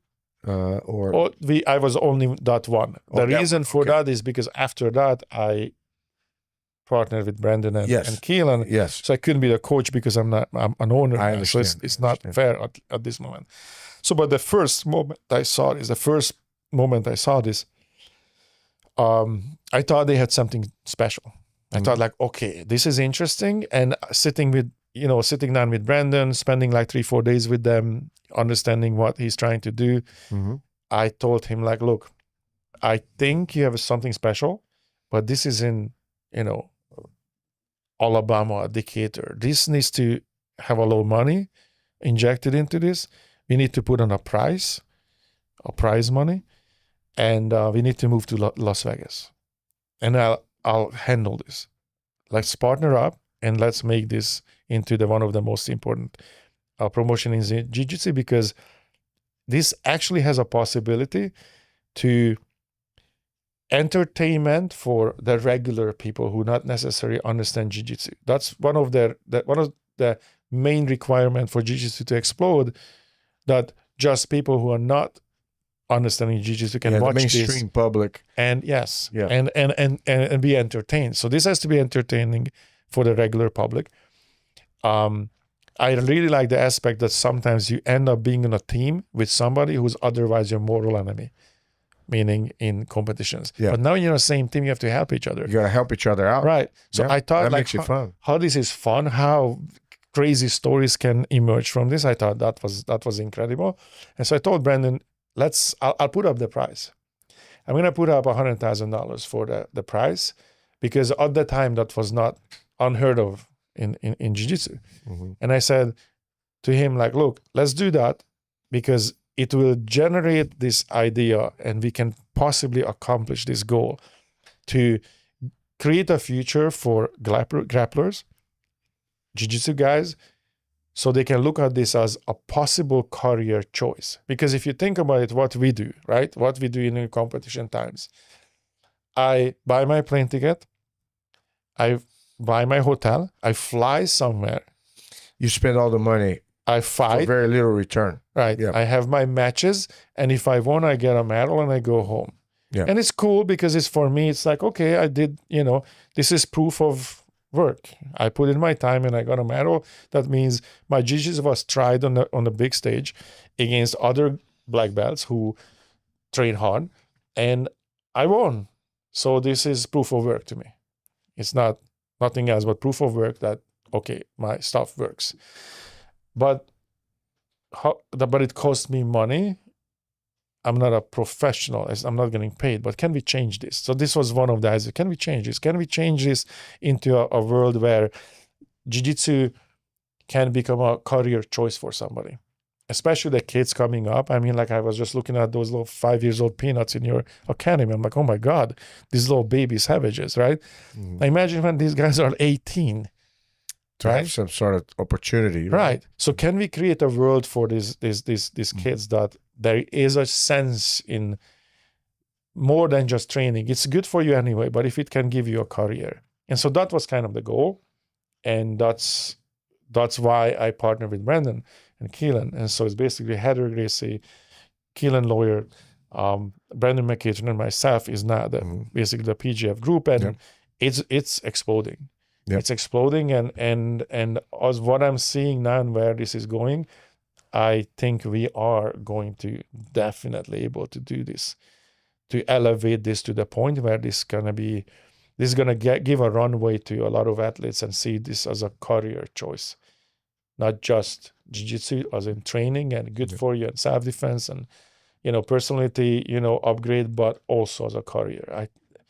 I think we can pull this off. I really like the rules. And it's entertaining. It's like we had so much fun. I mean, obviously, you were there, and I tell you the truth, I am amazed, because when we did the Las Vegas show, I mean, the grandfathers of Jiu-Jitsu, you guys, the Gracie and the Machado family were there as the team bosses. Right? And then Dean Lister. I mean, I can't forget Dean. Oh my gosh. Dean is one crazy man. I know Dean too, like for over 20 years. Yeah. Like, where I met Dean? I was on tour with Korn. And you know how it is. Jiu-Jitsu guys, judo guys find each other for whatever reason. And before you know, we're talking shop. And the next thing you know, me and Dean in a parking lot wrestling around in the gravel. And all the bands are standing around like, oh my God, my band is like, oh my God, Zoltan got into a fight with a UFC fighter. But we just messing around, showing techniques and trading some stuff. And then we had this big circle around us, and we were just, grappling in the gravel outside. Let me tell you this. My brothers and my cousins, if there was a coffee table in the middle of the room, when we got together, a lot of times we would move the coffee table out of the way and just go at each other, try to figure out the latest of whatever each of us came up with, and kind of tag team and help each other out. Let's have a quick intermission, Roger, for a bathroom break. And I want to compliment, if everything's okay, to touch on Heather. Your story with Heather is pretty interesting. With all the cousins cornering against the wall. I don't know if you want to talk about your spiritual experience at this point in time, whatever it is, and if Roger wants to add anything so far. This episode is brought to you by Machado Method Nutrition, premium fuel for disciplined athletes who train with intent and recover with purpose. Live the method, fuel the life. Start now at machadomethodnutrition.com. So the PGF, right? Like what's the vibe and the look and all that? Yeah. So we're talking about the vibe on the PGF because, and I asked you that a lot of times I see events transitioning from large audience on arenas to online streaming. And I think, in my opinion, it's one of the right ways to go because there's a multitude of people you can reach. But what I really liked is the vibe. There's a handful of spaces for the crowd, but mainly the lounge, sofas, VIP kind of vibe, and the arena in the middle, the mats, and then the coaches and assistant coaches and whoever's out there, the VIP guests, all sitting around. It gave me like a blood sport kind of feel. Yeah, were you? That's what it was. Yeah. Yeah. Did you come up with that? Was that Brandon's, or how did that come up? So Brandon and the guys were doing this in a little church in Alabama, and when we were talking about it, I understood that the rule set, what they came up with, and how this operates was brilliant. I thought the auction was brilliant, and the broad plan where this can go was brilliant. But me being in show business, so to speak, I looked at it and I'm like, okay, let me handle this part, how it should look like, what the vibe should be, and that was completely intentional. The look of the blood sport or Mortal Kombat, the whole idea that we could send these scrolls to the people that will be invited, the whole same thing. Like you get the invitation and then you go to like a place that's sort of sacred, sort of secret, right? Because the intimacy of this room, the way we did it, the chandeliers hanging, the couple of things. Wanted to take this out from the sweaty locker room kind of vibe, right? Wanted to make it, this is the king's sport. This is the king's martial arts, so to speak. So how do we make this interesting, luxurious, mysterious in the same time? And so that vibe and how we did that was intentional and purposeful. And putting the couches around, the mat gave that look, the chandelier. So it really, everybody walked in there said like, man, kind of feels like I shouldn't be here. It's some kind of an illegal, underground, luxurious fight club in a basement of some billionaire or something like that, right? Right. Yeah, like a speakeasy. Actually, that's a good one. And so that was completely intentional. And the whole idea of let's not go for trying to sell tickets. Go to an arena format, hard to control. Selling tickets is a totally different, area. And there are a lot of people, a lot of grapplers on the planet, a lot of them, millions and millions that would want to watch this, right? But they're not in the same spot. That's the difficulty. So how do we make this different? And if you notice it, the way that we use the cameras is very different also. That came from Keelan, the whole camera motion and how that happens. We have the guys, whoever has the camera, right, on the mat, and they're Jiu-Jitsu black belts. They're actually jiu-jitsu black belts. So they are following the action, knowing exactly what they're looking for, what's going to happen. They can already predict it because they're jiu-jitsu guys. So every single person on a camera knows exactly what's happening, what to film, what to show, and can predict where this motion gonna go. So that's a huge help by following the action. So that's one of the things, how it looks like. Second, the who's who is sitting on the couches. I mean, when you were there were probably 1,000 years of jiu-jitsu in one room in experience, right? I mean, the who's who of jiu-jitsu was there, right? And who's sitting on the couches when the camera pans around and see the entire Machado family, Roger Gracie, Eddie Bravo, Hoyce Gracie. I mean, everybody's there. This is like literally the royal family is here. And you can't really do that in an arena setting. You can't really do that in that setting. So we wanted to make it intimate, small, and you get to be a fly on the wall through the camera. Yeah, I have to say the production value of the footage, it was kind of like documentary kind of vibe. You know, it literally, whoever was the cameraman, the fact that they have the insider's perspective on how to film a jiu-jitsu match, you don't miss any of the action because they know how to position where whenever action is playing out, we're not going to miss out where the camera should be looking at. The second part is how the camera was just going around, roaming around and picking here and there the different personalities in the public. It was really very captivating. You know, even for a lame person who watches that, I can tell you for a fact, my kids, I mean, the event took 3 hours to get done. You know, of course, you know, they had a vested interest. They know who were the coaches. They knew already by then many of the fighters, but it didn't change the fact that they all attested. That was super exciting from beginning to end. And it's not every jiu-jitsu competition or grappling submission competition that will create that same interest of you going from minute one to the end of the event, still feeling excited about it. Right. It carries it on. It's the style of filming. It is definitely feels like a docu-follow. Yep. It feels a little bit like a movie, but you're part of it. Is dynamic. There is no script. You don't know what's going to happen. There is the little bit of a behind the scenes feeling. 100%. Then the vibe and the look, that mysterious thing. Then the who's who again, the celebrities. So many elements, right? They all there. The stories unfolding, the dark horses that you never thought would be the ones. Like Jet Thompson, 17 years old. He came with his... He was a phenom.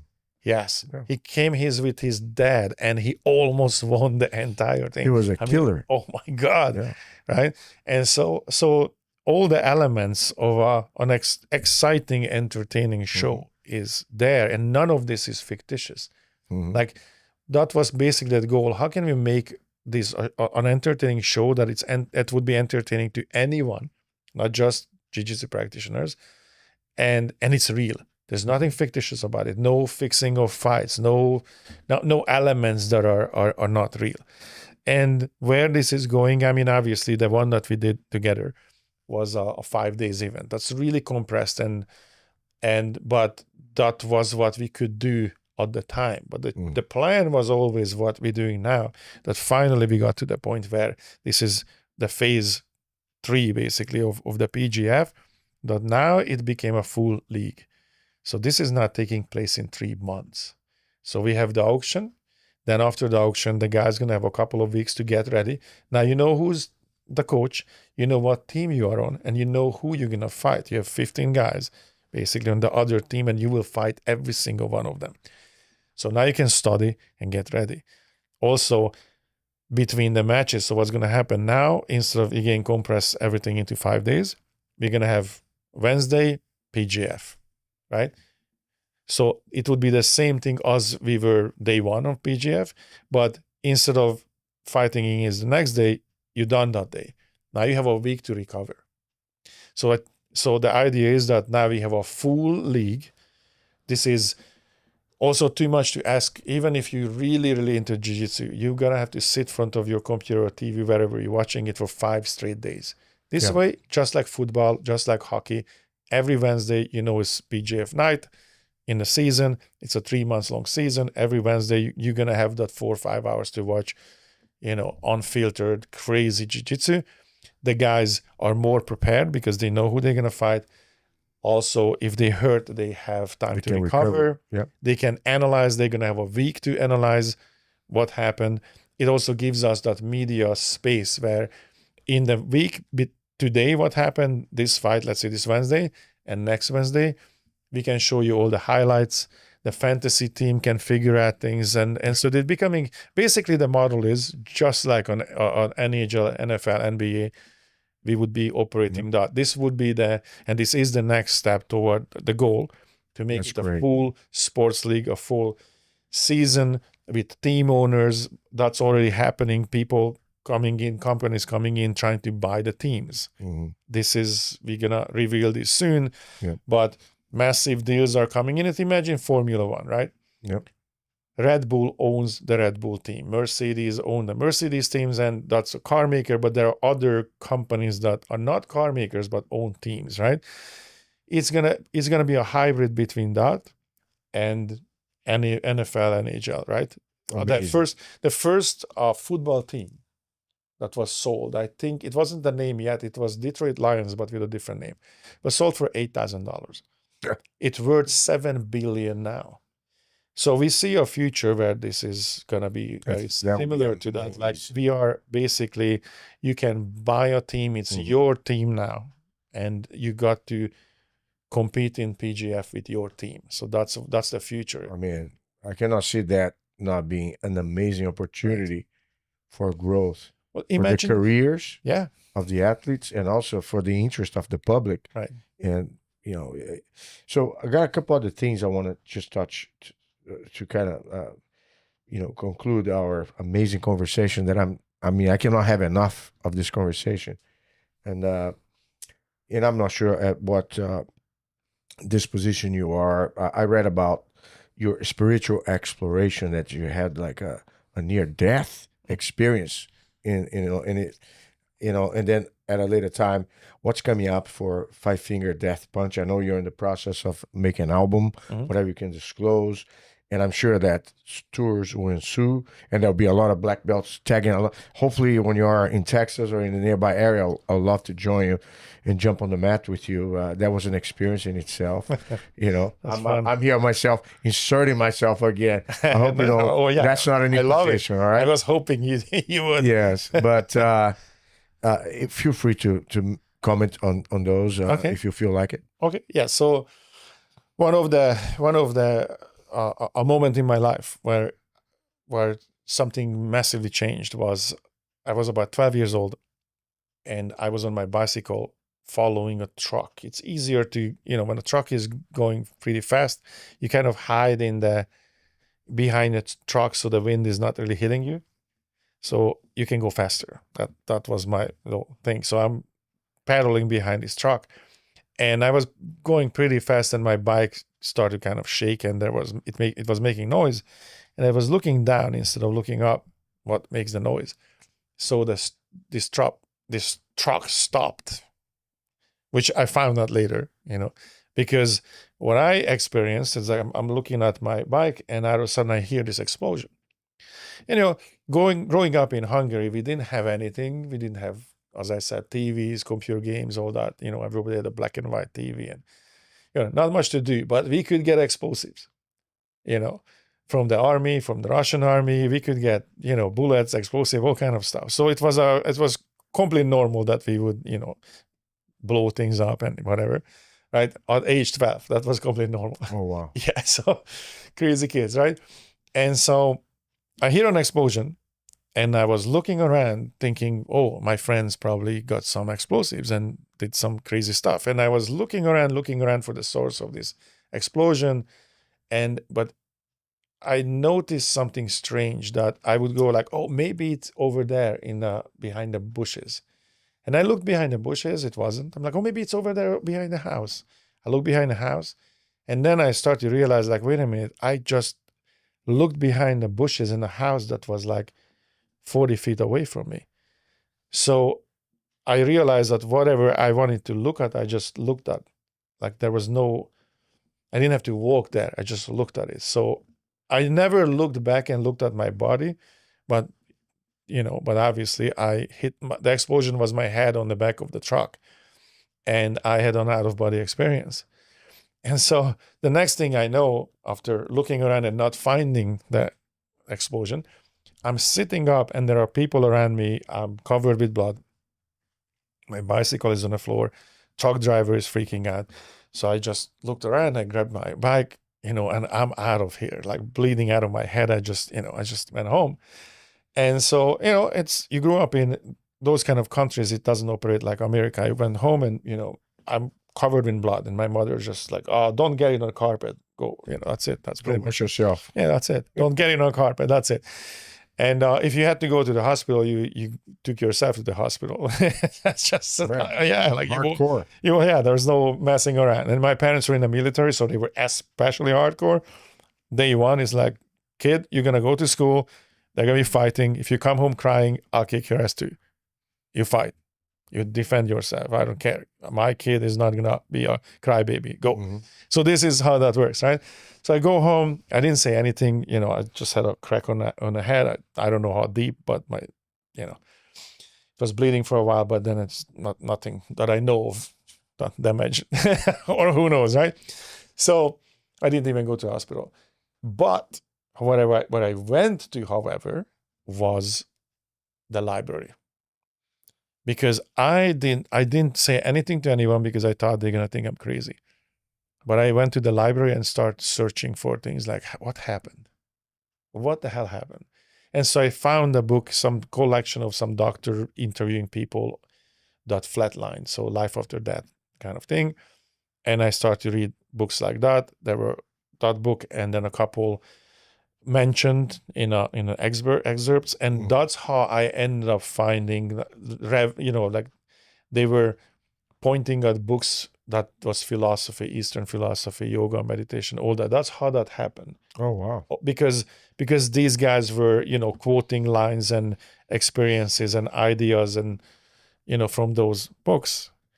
And there's a Book of the Dead, Tibetan Book of the Dead, Egyptian Book of the Dead. So there were references to these things, and I would just read everything. And so that's how my, my spiritual quest started. That's how I got into meditation, and I did that my whole life and dug down into this path.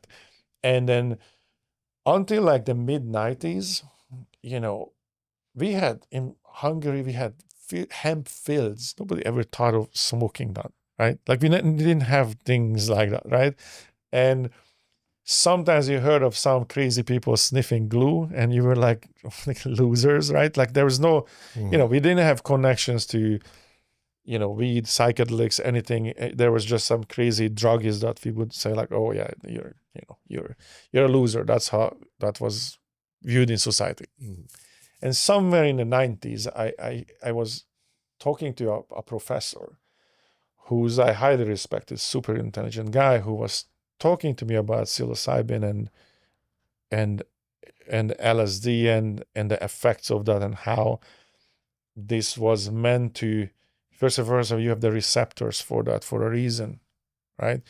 And how this possibly an evolutionary stepping stone, especially psilocybin, that it may be responsible for the species to evolve. And so these conversations started. And I started to get really interested in psychedelics. And this part of my life, I completely kept it quiet. I never really spoken about this, or ayahuasca rituals and DMT. I have never spoken about this publicly until this year, pretty much. And the only thing changed, I have been down that path for, decades, and never as a party. It's never been a recreational anything. I go with a mind of an explorer, right? As a meditator, as a person that's interested in self-development and accelerated evolution. Mm-hmm. How I can be, again, faster, smarter. How do I expand my aperture of you viewing the world? How do I get a different perspective? We were talking about it earlier, how your perception works, that you perceive the world, and most of the data is being filtered out. Yeah. And so That matrix kind Yes. of feel, right? and so we were talking about, before the podcast, that if you were sitting on an airport and there's noise and everybody's making noise, and out of somebody says the word jiu-jitsu, you will hear that. Yep. Out of You narrow. you narrow it down Yeah. because your equalizer system was open to that because it was important to you. Mhm. So how much data is flying by us daily that we're not actually recognizing or even hearing, because this filtration system decided, and it's subconscious, it decided that it's not important. Yeah. So a lot of data is not being processed. You perceived it, but you didn't process it, right? And so a lot of these psychedelics, basically what they do, they change your point of view, and they change the filtration system, what is filtered out. So you can go in with less than you're coming back with, because you can reprocess and look at situations from different angle, different perspectives, and that's important, that we can look at the truth is not one-sided ever. And when you can look at things from different angles, right, then you experience more. So, like something that looks like a circle, it might be a cylinder if you look at it from the side. Yep. If you look at it completely from the side, then it's a rectangle. So depends on the angle you're looking at it. So it's kind of like, that's a metaphor for, I always use this for exploration, and I always used it for development. But I thought there's no reason for me to talk about it. Yeah. And I always thought the world is not necessarily ready, because this is also an unverifiable experience. If I start to talk about my experiences and what I did and how I did it, and I know the benefits. I'm living the benefits of it. It's also part of who I am and what I am and what I succeed in, how I process everything. And it's only for me to decide. If I did a couple of podcasts about this already, and I could already see it. Like, everybody has an opinion, and it's like, good for you. Like, that's your life and good for you. Right. So it was something when it's unverifiable in some way. There's always an opinion, but something is changing. It feels like humanity is actually arriving to a crucial point. There is, I said it last time, the end of childhood, end of spiritual childhood for the species. There's a turning point, I think, coming up, where obviously, just think about it. 20 years ago, you talk about UFOs, people were like, oh, okay, cute, right? Now, government officials openly talking about UFOs and possible contact, and so the world changed. And the world is way more open. So that's kind of why I started to talk about, DMT, ayahuasca, and all those things. Then also from a medical field, we touched upon for a second that how memories are stored. They're not a movie. You have to electrochemically recreate the moment, whatever you remember to. And if it was a traumatic moment, then you relive that trauma. And so a lot of treatments now developing that you're taking one of these plant medicines, bringing up a memory, look at it from another angle. Was it really that traumatic? Can you look at it from another way? And now you restore it that way. So anytime it comes back up, it's no longer the same memory. Now the trauma is gone. That's why our memory fades. Every single time you bring up a memory, you might change it a little bit, and then you resave it.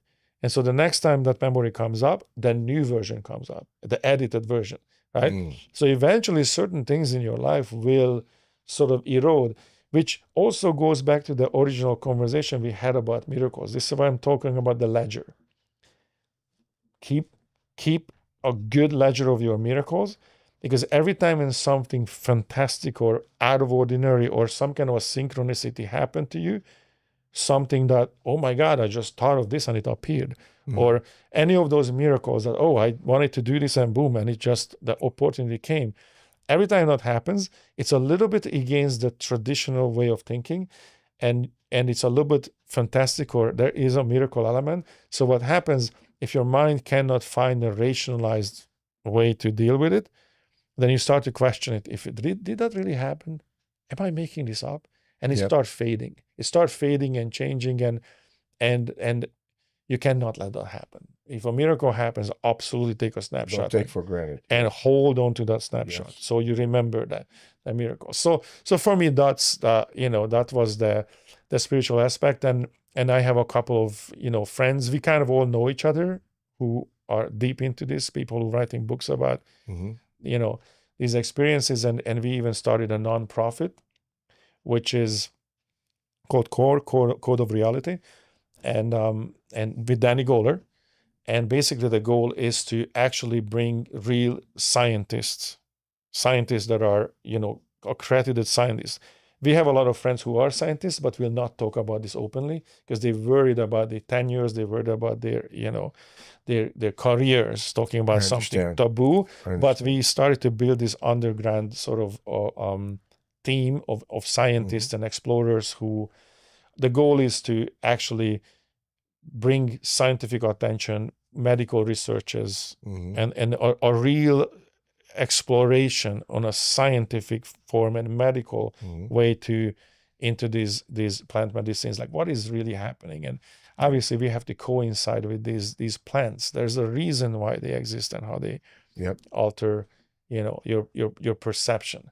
Paul Stamets did a big interview on Joe Rogan. He talks about the medicinal use of mushrooms that's it's helping all kind of different issues amazingly. But a couple of things to conclude, and I think we're gonna get near the end now. For you have a flight to catch.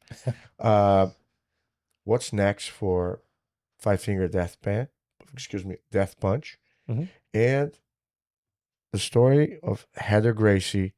And have all her cousins, Hoyce, Hoyler, Hickson, and Hansel lined up, putting against the wall and making sure that you treated her right. Okay, so let's kind of leave those two. All right. So free to roll. All right. So the way I met Heather, we are together for about 12 years-ish, somewhere in there. So we, I was training Jiu-Jitsu and Hoyce was the first private lessons we talked about. Then, I would go with Hoyce or Hoyler to their seminars when they were traveling the country. Many times went to Canada. So I was on tour, touring musician. And anytime I could, I would jump on with those guys when they were doing their seminars. So just partake in their seminars and just travel with them. We became friends. And we had this, I think it was on Facebook. We had like this group, like we were talking to each other, a bunch of jiu-jitsu guys just talking, right? And at this point, I mean, I know Hanzo, I knew Hollis, I knew, most of the Gracies at this moment. And all of a sudden, somebody makes a smart ass comment, of course. People who know her know that that's her.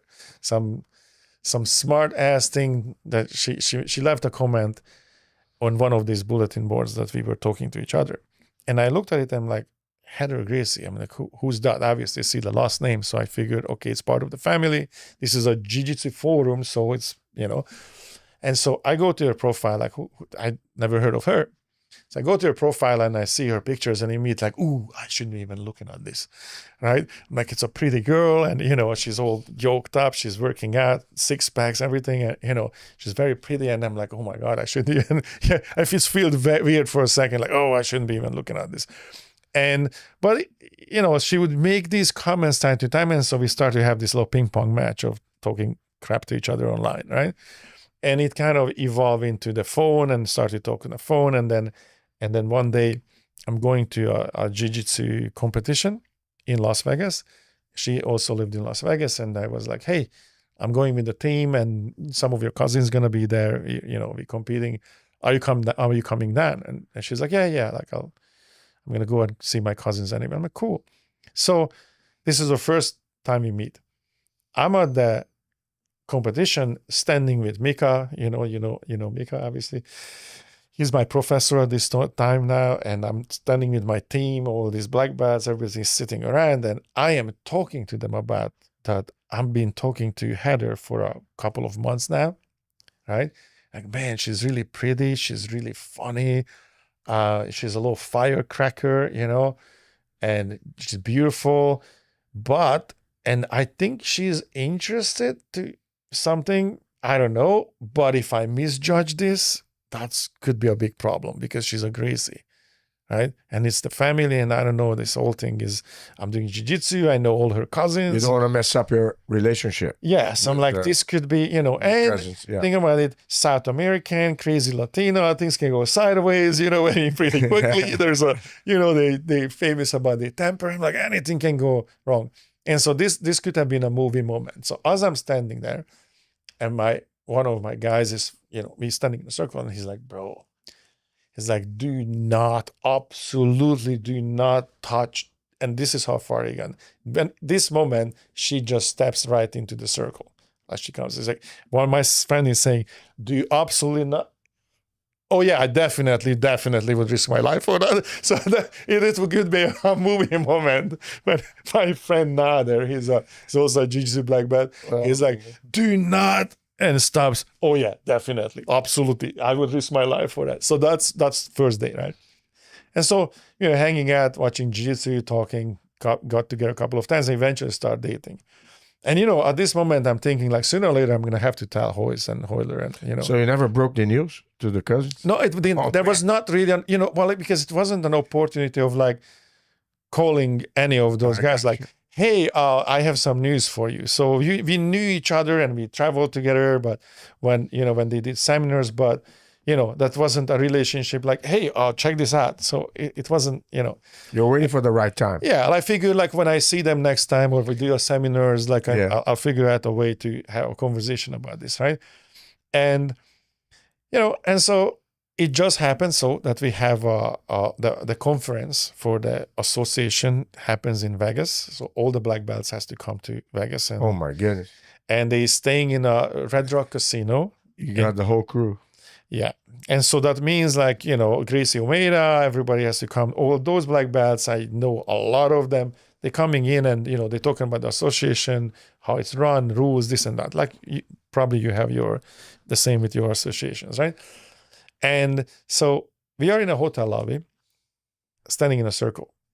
And Hoyce, Hoyler, I think either Hans or Hickson was there too. And a bunch of other black belts, all the association. I got all the crew from Canada. I know all those guys, all the black belts. And Heather and I sitting in a circle and we're just talking. And I noticed that Hoyler kind of bumps Hoyce, looking at us. And you could tell, like, looks at me, looks at Heather, looks at me. Then Hoyce looks at me, looks at Heather's. They try to figure out from the body language, I think, like something is going on. And then they didn't say anything. And then Heather excuses herself for a second. Like, yeah, I'll run to the bathroom. I'll be right back. I mean, she barely turned the corner. Like, I could still see her hair flipping, and I was already in a kimura, a rear naked choke, and I don't know what else. In a second, I got jumped. And they were like, bro, she's our little cousin. It's a family tradition. If you mess up, if she complains, we love you, man, but we're gonna have to kill you. That's just how this goes. This is how the family rolls. So I got literally jumped and pretzeled up like in a second, and they still check in. Hoyce calls, everything is good. He stays with us when he comes to Vegas, and he's like, okay, he still checks. Yeah. To this day, it's 11 years now, 12 years. I'm still under surveillance. Like, okay, is she happy? All right, good. All right. It seems like you've been doing a good job. Yeah, I guess I'm so far. So no so broken good. bones, right? Yeah, so far so good. So all right. When is the next record and when is the next tour? So we are just dropping a greatest hits record. This Friday comes out the first single, and in a couple of weeks the greatest is coming out. It's a kind of a funny story because we had a recording industry is like this. It happens. So in a recording industry, generally when you sign a record deal, it's most of the time the record label owns the master recordings. That's just how it works. And our situation is a little bit different. Of course, there are many different deals, but that's usually the standard. And so sometimes some bands get their master recording back after decades. That depends on your deal. Now, we signed like a sort of a JV. It's a joint venture kind of thing where they control the masters, but we own half of it. So that was our deal, right? And so we kind of in a joint venture. But again, it's not a complaint because this happens where the record label can sell these masters, and they sold the masters, which they have the right to, but also because we are a joint venture, you kind of have to tell me that, or at least I would expect you would. Imagine if you co-owned an academy with somebody, and then they sold the academy. Like, you kind of want to know that. Yeah, I So- want to be the first one to know. Right. So it's just standard, like I don't have a personal beef because it's a chess game, like anything in life, it's a business, it's a chess game. So they made a chess move. They sold the masters without telling us. So when we find out, like, wow, that's okay. At least you guys should have offered us a possibility that we could buy it, or, part of this, we should be part of this thing. And you're like, all right, well, that's your move on the chessboard. So what we're going to do, we looked at our contract, talked to the lawyers. Legally, we can re-record all of our catalog. And there's a precedent. Like, this happened to Taylor Swift. It happens to many artists. But when it happened to Taylor Swift decided to re-record her albums and put it out again.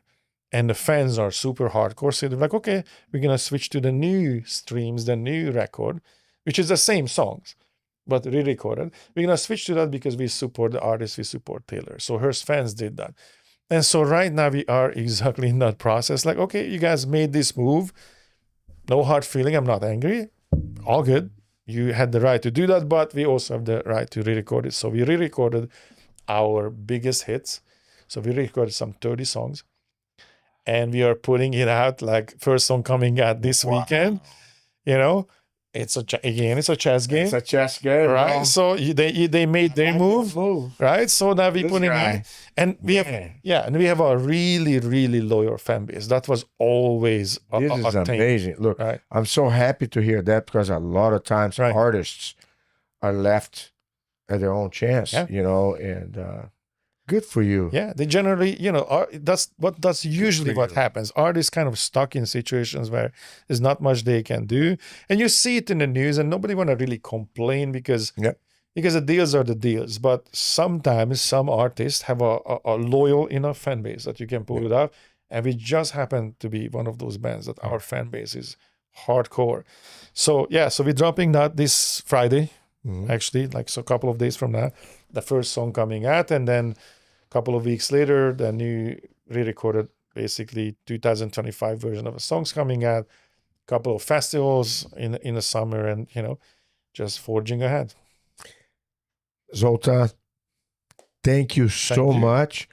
I'm like here. I'm going to have to watch and rewatch this interview, because there are quite a few moments which are very deep, and I really enjoyed the fact that you shared with an open heart and an open soul. Ladies and gentlemen, this is it. Zoltan Bathory, 5 Finger Death Punch, Coffee Time with Carlos Machado.